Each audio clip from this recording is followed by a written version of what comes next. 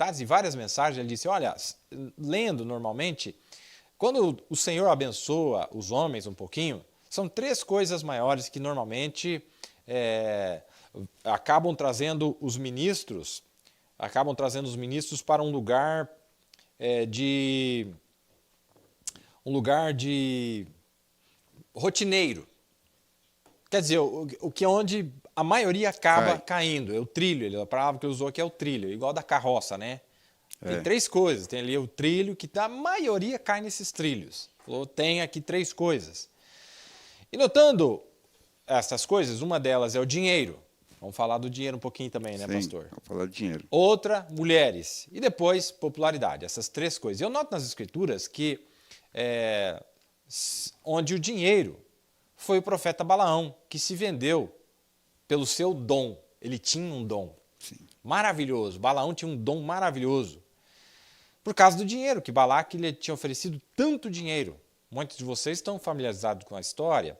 Sansão foi Dalila, a mulher, que lhe enfeitiçou no seu colo, a tal ponto que ele entregou os segredos do Senhor para ela. E Saul foi popularidade. Ele era um profeta, a Bíblia diz que ele foi contado com os profetas, mas, por popularidade, quis ser grande e acima de todos os demais. E ele caiu por causa disto. Por que Saul caiu? Porque queria ser grande. Posso comentar um pouquinho aqui? Com certeza, pastor. Lembrando aqui que se essa conta de Mambrana hoje estaria em R$1.800.000 sendo atualizado. R$1.800.000. Quando nós olhamos, irmãos, essa questão que o profeta falou aqui, dessas 3 coisas, note que o dinheiro, mulher e fama, o homem que se envolveu com dinheiro não teve perdão para ele, que foi Balaão. O homem que se envolveu com mulher, que foi Sansão, acertou a vida no final e foi para o céu. Não é isso? Exato. O homem que se envolveu com a popularidade perdeu tudo, morreu daquela forma como ele vocês conhecem, mas foi para o céu. Exato. Então veja que o perigo, olha aí, se eu cair com uma mulher, publicamente falando, todo mundo já condena. Não tem nem. Mas e as duas coisas? E se porventura a queda desse homem foi o dinheiro? Exato. E tanto, por isso que o salmista disse assim, eu creio que foi Salomão, disse, olha, eu não quero nem a riqueza, eu não quero a pobreza, eu quero o intermediário, porque eu sei o perigo que é ter demais e não ter nada.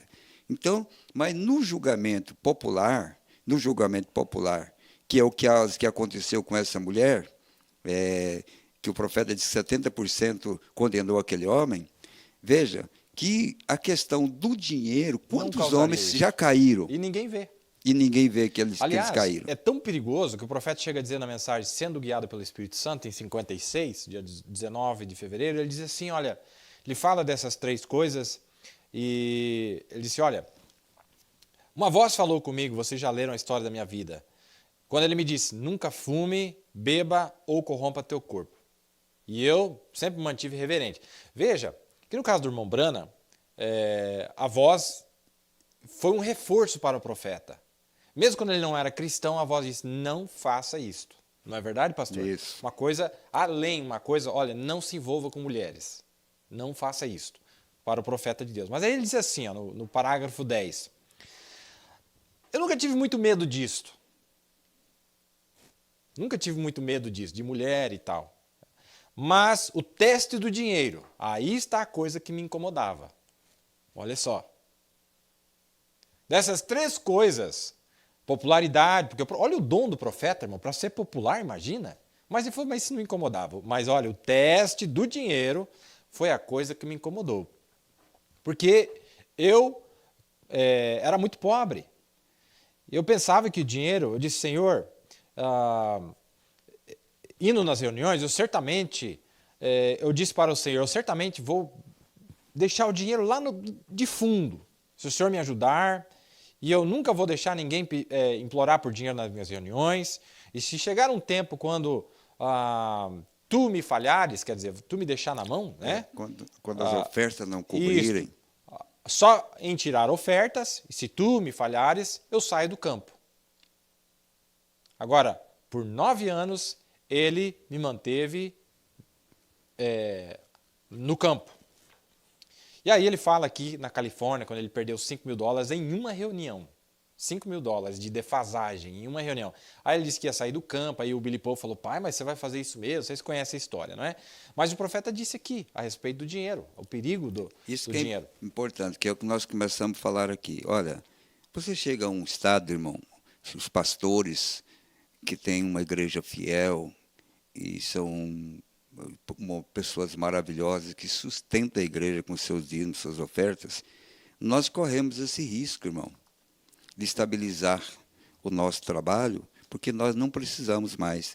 Não é que nós pregamos por dinheiro, mas quando Deus nos dá o dinheiro ao ponto que nós nos sentimos assegurados e que não precisamos mais membros, não precisamos mais cansar com pessoas, não temos mais tempo, estamos aborrecidos.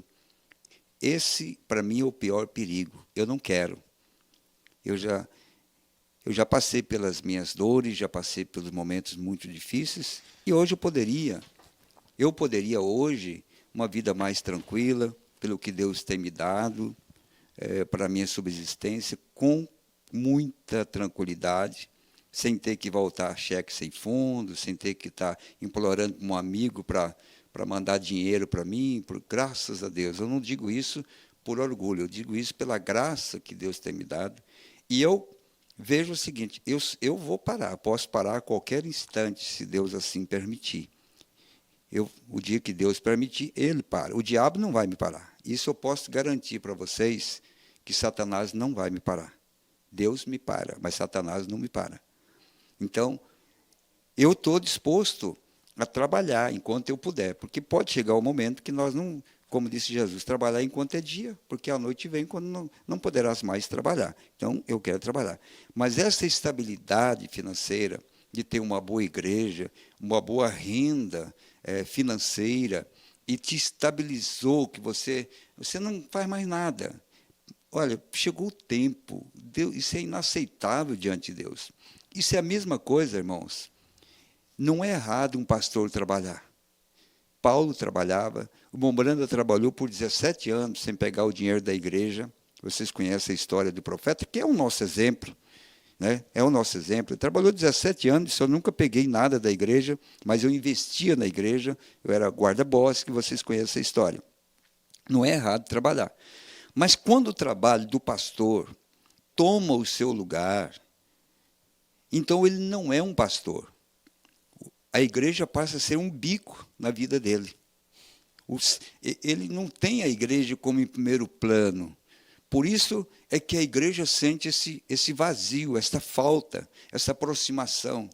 É melhor ser um pastor pobre, cheirando a ovelha, do que um pastor rico, distante da ovelha. Porque o que acalma o coração de uma ovelha é quando ela sente o coração do seu pastor.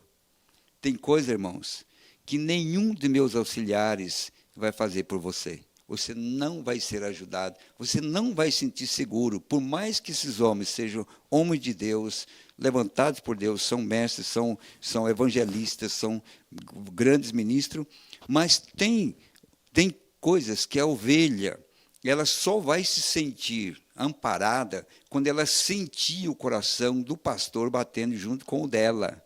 Lembra que o profeta disse daquela ovelhinha que estava assustada, e quando ele se aproximou dela, ele tomou aquela ovelhinha, e quando ele abraçou aquela ovelhinha, a primeira coisa que a ovelha fez foi colocar a cabeça debaixo do paletó dele. Ela se sentiu amparada. Ela se sentiu amparada. Muitas vezes não é a ajuda que um pastor dá, não é uma cesta básica, não é uma ajuda financeira para pagar um aluguel, para pagar uma conta de luz. O que a ovelha quer é ouvir a voz do seu pastor naquela hora de angústia, naquela hora de tristeza, naquela hora de abatimento. Então, o que nós poderíamos fazer com o dinheiro? Deus nos dá condição de ter um bom carro para viajar, embora eu possa dar a minha experiência. não foi falta de bom carro que eu deixei de atender o povo por anos e anos e anos. Mas Deus pode dar um bom carro, ou para que você pudesse ter essa disponibilidade, vocês ter essa afeição pelas pessoas, esse amor, esse carinho pelas pessoas. Mas, irmão, pessoas gastam seu tempo com negócios particulares, com empresas, com coisas particulares, justamente para ter um status muito elevado financeiramente, onde algumas peregrinas, ovelhinhas, não fazem falta para ele. O que vai fazer falta de um dízimozinho, de uma viúva, ou de um aposentado, ou para um camarada, ou para um ministério que está acima de tudo isso? Aí eu quero ver se esse apreço que realmente existe, mesmo ele tendo essa condição financeira tão abastada, ele ter esse mesmo sentimento. Aí eu vou dizer para você, o dinheiro não fez diferença na vida dele. Mas, pastor,